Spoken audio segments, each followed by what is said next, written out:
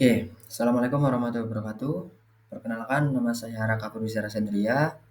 Di sini saya akan mempresentasikan tugas UTS untuk komunikasi data dengan judul Prinsip Komunikasi Data dalam Jaringan Komputer.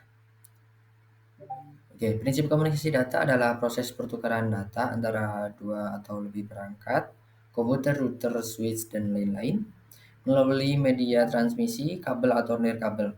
Proses ini melibatkan beberapa komponen penting yang saling berinteraksi untuk memastikan data yang dapat dikirim dan diterima dengan baik.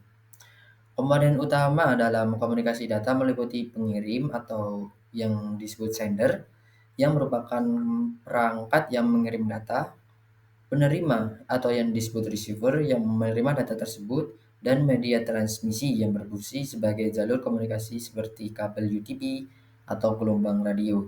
Selain itu, protokol komunikasi berperan sebagai aturan dan format yang disepakati agar data bisa dipahami kedua belah pihak. Contohnya TCP/IP. Komunikasi data dapat bersifat simplex atau satu arah seperti TV atau radio. Yang selanjutnya ada half duplex, dua arah bergantian seperti walkie-talkie, atau full duplex, yaitu dua arah secara bersamaan seperti telepon, video call, WhatsApp, WhatsApp call, dan lain-lain. Pemahaman tentang sifat komunikasi ini penting untuk merancang sistem jaringan yang efektif dan efisien. Selanjutnya ada cara kerja komputer berdasarkan OSI layer. Saya akan menjelaskan dari bawah dulu. Di sini terdapat piramida OSI layers. Yang pertama, layer pertama yaitu fisikal. Itu fungsinya untuk transmisi bit. Yang atasnya ada layer 2 atau data link, berfungsi untuk framing dan deteksi kesalahan. Yang ketiga ada network, yang berfungsi untuk routing dan pengalamatan. Yang keempat, layer 4 adalah transport, yaitu kontrol aliran data. Yang kelima ada session atau manajemen sesi. Yang keenam ada layer 6 yaitu presentation, yaitu format dan enkripsi. Dan yang terakhir yaitu layer 7 adalah layer application, yaitu lapisan paling atas. Model OSI ini atau yang disebut Open System Interconnection menjelaskan bagaimana data dikomunikasikan di jaringan dalam 7 lapisan berurutan.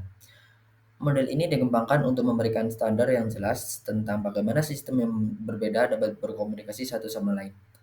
Dalam proses pengiriman data, informasi dari aplikasi akan dikemas di lapisan atas atau application dan kemudian diteruskan turun satu persatu melalui setiap lapisan. Setiap lapisan akan menambahkan informasi khusus atau header sesuai dengan fungsinya hingga akhirnya mencapai physical layer yang bertugas mengirimkan bit melalui media fisik seperti kabel atau gelombang radio. Di sisi penerima, proses terjadi sebaliknya. Data diterima dari physical layer lalu diurai ke atas melalui lapisan. Setiap lapisan akan memproses dan menghapus header yang sesuai hingga akhirnya data asli mencapai application layer dan dapat digunakan oleh penerima. Selanjutnya ada fungsi masing-masing layer OSI dan contoh-contohnya. Oke, dari nomor 1 dulu, layer 1, layer physical, fungsinya yaitu transmisi bit lewat kabel atau nirkabel. Contohnya yaitu kabel atau NIC. Yang kedua ada data link, berfungsi untuk deteksi kesalahan dan framing data. Contohnya ada kabel internet, contohnya ada Ethernet dan MAC address. Yang ketiga ada network, fungsinya itu penentuan rute dan pengalamatan. Contohnya ada IP dan ICMP. Yang keempat ada transport, fungsinya adalah kontrol aliran data atau error handling. Contohnya ada TCP/UDP. Yang kelima ada session, fungsinya untuk mengelola sesi komunikasi dan contohnya ada NetBIOS dan RPC. Yang keenam ada presentation yang berfungsi untuk enkripsi, kompresi, dan format data. Contohnya ada SSL dan TLS. Yang terakhir ada application, contoh fungsinya adalah antarmuka pengguna dan aplikasi jaringan. Contohnya adalah HTTP, FTP. Setiap lapisan dalam model OSI memiliki fungsi spesifik yang mendukung proses komunikasi data secara keseluruhan. Lapisan aplikasi berfungsi sebagai antarmuka antara pengguna dan jaringan, memungkinkan aplikasi seperti browser web mengakses layanan jaringan melalui protokol seperti HTTP dan FTP. Lapisan presentation bertanggung jawab untuk mengubah format data dari application layer menjadi format standar yang diproses oleh lapisan di bawahnya. Ini termasuk enkripsi data SSL, terkompresi, dan konversi format. Sementara itu, lapisan session mengelola dan memelihara sesi komunikasi antara aplikasi pengirim dan penerima, termasuk memulai, memelihara, dan mengakhiri sesi. Lapisan transfer memastikan pengiriman data end-to-end yang andal, termasuk segmentasi data, kontrol aliran, dan pemulihan kesalahan. Protokol TCP menyediakan pengiriman yang andal, sementara UDP menawarkan pengiriman yang lebih cepat tanpa jaminan. Lapisan network menangani routing paket data dari sumber ke tujuan melalui berbagai jaringan menggunakan protokol IP. Lapisan data link bertanggung jawab untuk pengiriman data yang andal antara node yang terhubung langsung, termasuk framing data dan deteksi kesalahan. Terakhir, lapisan fisikal menangani transmisi bit mentah melalui media fisik, mendefinisikan karakteristik seperti level tegangan, kecepatan transmisi, dan jenis konektor. Oke, di sini terdapat pengertian network topologi dan jenis-jenisnya. Di sini ada contoh-contohnya juga, gambar contoh. Oke, pengertian network topologi adalah bentuk atau struktur fisik dan logis dari jaringan komputer. Topologi jaringan menentukan bagaimana perangkat terhubung satu sama lain dan bagaimana data mengalir di antara mereka. Pemilihan topologi yang tepat sangat penting karena mempengaruhi kinerja, keandalan, dan skalabilitas jaringan.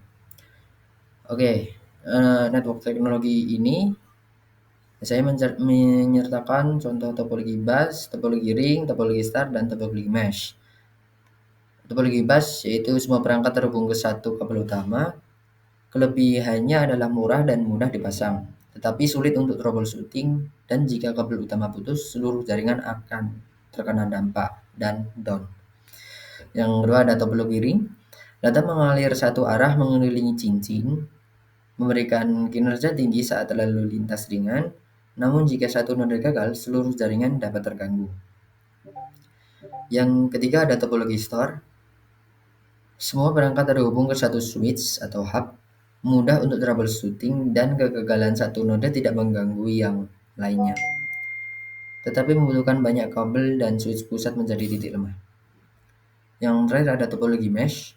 Semua perangkat saling terhubung langsung, menawarkan redundansi tinggi dan sangat andal. Tetapi biaya implementasinya mahal dan kompleks. Selain 4 topologi dasar tersebut, terdapat juga topologi tree yang merupakan gabungan antara star dan bus. Topologi ini scalable dan terstruktur, namun titik pusat jika gagal dapat berdampak besar.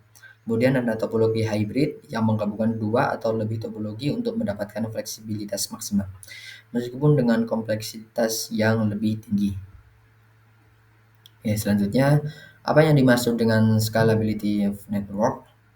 Scalability atau skalabilitas jaringan adalah kemampuan untuk bertumbuh atau berkembang seiring meningkatnya jumlah pengguna, perangkat, atau lalu lintas data tanpa menurunkan kinerja. Konsep ini sangat penting dalam perancangan jaringan modern yang harus mampu beradaptasi dengan pertumbuhan organisasi. Oke. Scalability atau skalabilitas jaringan yang memiliki beberapa pengertian ya. Yang pertama ada skalabilitas perangkat keras. Kemampuan untuk menambahkan switch, router, atau server baru tanpa mengganggu sistem yang sudah berjalan. Ini memungkinkan ekspansi kapasitas jaringan secara bertahap sesuai kebutuhan. Yang kedua adalah skalabilitas topologi. Penggunaan topologi jaringan yang mudah diperluas seperti tree atau star yang memungkinkan penambahan node baru dengan gangguan minimal pada struktur yang ada. Yang ketiga ada skalabilitas pengelamatan. Itu implementasi IP subnetting untuk pembagian jaringan besar menjadi segmen-segmen yang lebih kecil dan terkelola, memungkinkan pertumbuhan terencana dan efisien. Yang terakhir ada skalabilitas kinerja. Kemampuan untuk mempertahankan atau meningkatkan kecepatan dan responsivitas jaringan meskipun jumlah pengguna dan volume data terus bertambah. Oke, tujuan utama dari skalabilitas jaringan adalah untuk memastikan bahwa jaringan tetap handal, cepat, dan aman meskipun digunakan dalam skala yang jauh lebih besar. Dari desain awalnya, misalnya jaringan yang awalnya dirancang untuk 10 pengguna harus tetap berfungsi dengan baik ketika berkembang menjadi 10.000 pengguna. Skalabilitas yang baik juga berarti jaringan dapat beradaptasi dengan teknologi baru dan aplikasi yang terus berkembang tanpa perlu melakukan perombakan total. Ini menghemat biaya jangka panjang dan meminimalkan gangguan operasional saat organisasi berkembang.